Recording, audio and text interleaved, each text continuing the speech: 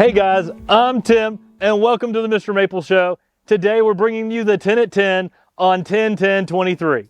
Woo! I mean, we got another killer lineup of plants. I'm always excited about the 10 at 10s. I know you guys are too.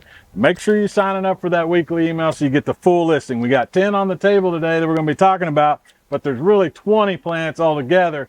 You're only going to know those other 10s if you sign up for that weekly email. So don't miss out on that. Now my man Brian's in the house today. Y'all, we're so excited. We've got an open house coming up November 4th. Yes. Brian, what are those open houses like? Dude, the open houses, I remember when I lived in Oklahoma, I would have killed to have been able to come out here for these these open houses. Man, it's been a great experience. Every time we got a lot of people that come out. And what I really love about it, guys, is you get to hand pick your plants here at the farm. So, I mean, if you're just walking around, you may not even know that you came to get that plant, but you're going to see it, you're going to fall in love with it, and you're going to take it home. And right then, November 4th, that's going to be a time when fall color in the mountains of Western North Carolina is around its peak. So you're going to really be able to come and enjoy some fall color in the mountains, come shop some Japanese maples in the greenhouses. You know, there might even be some fall color starting in some of the greenhouses. So get excited. The open house, November 4th, 8 a.m. to 4 p.m. You're going to want to be there. And we've got a great crew too. We got a lot of people out here helping everybody find different plants they're looking for. Once you find what you're looking for, you can hand those plants off, tag them with your number. They bring them down. We got a holding area. So, I mean, you can just shop until your heart's desire. If you want to take home 100 plants, hey, we got them. All right. We got plenty of inventory. We got crazy amounts of trees up in these greenhouses. You guys are going to love it. Let's start down on your end today, Brian. Let's do it. Guys, first up on the table, we've got Acer palmatum Catur. Acer palmatum Catur, man, this is like that beautiful spring excitement that comes out. You know, you've been having that long winter. You've been waiting for something to happen. Come on, something happened. Catur is usually one of the first that leaves out. So you get this beautiful yellow and orange color that comes out in the spring. I love this plant. Now, I like this plant too because it's so durable. Yeah. I mean, this is a plant that can handle high heat settings. It's got a good fall color. It makes a nice upright tree. But when this thing is putting its leaves out in the early spring, there's not much that can compete with it. I mean, it puts out that spring color like no other. And this is just an amazing plant to use out in the landscape. After that spring color, it kind of goes to like a golden green kind of color. And then it goes to a dark green during the summer. Give me some bright oranges and reds in the fall.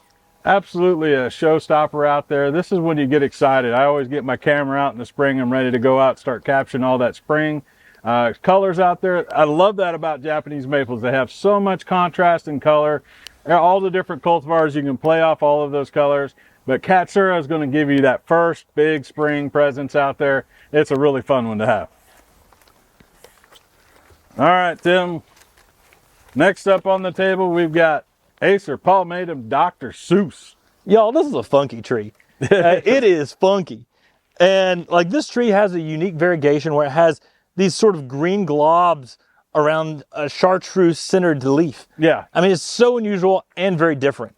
Definitely gives you an interesting texture out there in the garden. And its growth habit kind of reminds me of like butterfly. It's a little more narrower than it is wide. Kind of twiggy growth on that as well. But yeah, that variegation on there is really interesting. Every leaf is going to be having a little bit different texture and shape to it. Kind of this mutated looking leaf on it. Really cool. Treat this one like the other bouquet maples we talked about, like butterfly and Benicia shahinga. Plant it somewhere up close so you can really appreciate the uniqueness of each and every leaf. You can appreciate that variegation. I mean, this is a plant that when people see it in person, they're like, man, that is really cool. And it's something you're going to love. I mean, it really is a style variegation that is very unique and very different. You see where it gets the name of Dr. Seuss, because it seems like it's something not of this world. It is kind of like a light green on a dark green variegation. So when you get into those fall colors, you kind of have a little bit of multicolor on that leaf where the darker variegation is and the lighter variegation. It's really interesting. I love this plant. It provides a lot of interest spring, summer, and fall. So it's a great plant for all of those seasons. Speaking about fall. Yeah, I mean, this is one of my favorites. Y'all, next up, we bring in some Acer japonicums. We love those big leaves. Acer japonicum Indian Summer. I'm always hyping this one up. I think I've sold a ton of these to people just because I'm always talking about it. Took some killer pictures of this too, man. If you guys go on the website and check that out. I mean, this has got all the colors you can imagine in the fall. yellows, purples, oranges, reds. I mean, it's crazy that all in one plant, all on the same leaf. I mean, I've never seen anything like it. It's crazy. And it's unusual because a lot of times when you have oranges, yellows, and reds, it's small portions of the leaf. Right. But on this japonicum, you get it all across. And one leaf may be yellow and orange, and then down here it's orange and red. Right. And so you get this very weird combination of colors that is just so beautiful that you don't get out of many other Japanese maples. Being a japonicum, it gets those really big leaves too, which really gives you a bigger palette to show that amazing color. This works in so many different uses in the landscape as well. You can put this kind of as a backdrop, but I've got two of them in my garden, and they're like centerpieces that I have in my front yard. I'm really excited to watch those grow and fill out because it's going to just put on an insane show right in front of the house. Two beautiful Indian summers just going off in the fall. You walk into Brian's house and it's like the gargoyles. I mean, they just stand out and welcome you into the garden. Yes. So you got an awesome placement of your Indian summers. This is such a cool plant, and there's not much else like it. I mean, there's lots of other japonicums, but this may be perhaps one of the best fall color Acer japonicums, which is hard to say because fall colors are sort of what japonicums are known for. Absolutely. And this is definitely one that you don't see a lot out there either. It's not really common in most nurseries to be available. So definitely don't wait on this. It's something you want to go ahead and get, because I'm telling you, you're not going to be disappointed. If you plant an Indian summer in your garden, you're not going to be disappointed with that. All right. What you got next, Brian? This is a very fascinating plant. We have Acer palmatum Fascination. Fascinating. It's fascinating. It absolutely is. So this is a green Matsumuri that really gives you some really nice yellows infused with reds in the fall. I mean, it really has a fantastic fall color, but it has a unique shape as well. So it's a green upright Japanese maple. Gives a really nice, lovely, lively feel in the garden. But it sort of has this upright and semi-arching habit to it, which gives this a really good shape. Yeah, I love the Matsumuri style leaf. This has a beautiful Matsumuri style leaf on it. So it's going to give you a different texture than most of your green upright Japanese maples. I love that about this plant. And, you know, don't sleep on its spring color either. It's got a nice pink color on that spring color. And then that summer new growth also kind of follows that same suit and gives you a nice pink color on that as well. Fascinating. Fascinating. Killer plant. All right. One killer plant to another one. We got Acer palmatum Peevy Starfish. Peevy Starfish, I can't speak enough on this one. This thing is amazing. I love the curled downward leaf on this. It really does speak to its name. Like Matt says all the time, a good name with a good tree, it's a winning combination. Peevy Starfish definitely gives you a really interesting texture on that. Love that really dark burgundy red that it gets as well. Now, new growth during the summer may be flattened out a little bit, but where this tree really gets its name is that older growth that cups downward like a starfish. Talon Buchholz was walking around his nursery, walking around Piet Vergelt's nursery in Holland and said, "That looks like a starfish." And little did he know, Piet Vergelt, Peevy, said, "I'm gonna name that starfish." So it became Peevy Starfish. I love this tree because it's a nice mid-sized upright red, typically reaching 8 to 10 feet in 10 years. But it gives a bright, fiery red fall color as well. So it's a good Japanese maple that's easy to use because of its smaller stature, but that unique texture with that cup down foliage gives it something a little bit extra. Plus, if you've got any kids, they're always going to remember the starfish tree. I mean, that's a great way to get kids into gardening, are plants that have animal names. And this one definitely, you can see that starfish look. And so kids are going to remember that. Yeah, absolutely. This is a very fun plant for the landscape. I always think about pairings with this. We just talked about Fascination. I think it'd make a great pair with that Fascination because the leaves on these things are so totally different. The color and texture on that would really pop off of each other. I love Japanese maples because they just contrast so well, sometimes on themselves as their own plant, but then especially when you combine them with others. That combination was fascinating. It was. Very fascinating combination. So next up, we've got Acer Shirasalanum Sunny. This thing is a ray of sunshine, right? We're going to just keep going with the cheesy little jokes here today, but this is one that is kind of moving up my list. In my garden, I've got a lot of the golden yellows out there, but Sunny is really outperforming everything else that I've got in my garden right now. So I'm always kind of hyping this plant. One of the things I really love about it is its spring color is very underrated as well. You get that golden yellow, but that spring color comes out a bold, bright orange. I love that about it. It's everything you love about Acer Salum Jordan. This was a chance seedling from Acer Salum Jordan, but it also has that amazing spring color that Catur has. Yeah. And you get that on a full moon style foliage. That means you get amazing, awesome color on a full moon style leaf. Now, like Jordan, some of the new growth may look a little more palmatum, but as this tree matures, the older growth looks more and more Acer Salum. Great fall colors on this. You kind of get a nice pink red color on this as well. It really can brighten up. I mean, this is something that you can put in a shady location and give a pop of bright golden color in that. You know, we're always kind of trying to play around with the light exposure on our plants. So this can kind of go a lot of different ways. You can put it in a dark spot to lighten it up, or you can kind of push it out in the sun and get a little bit of that bleach yellow that you see on a lot of these goldens. You know I love the color yellow. Again, this would pair well with that Peevy Starfish as well. It pairs well so much because it's yellow. I mean, yellow contrasts so well in the garden. Use this tree, it's going to rock it out. Absolutely. I've been trying to get Tim to get a yellow suit so he can do the yellow dance. In a yellow suit? Yeah. He hasn't gone for it yet, though, so we'll see. So guys, next up, we've got Jeto Orange. Correctly, I think it's pronounced Jeto Orange. Jeto Orange. But we always call it Jeto Orange.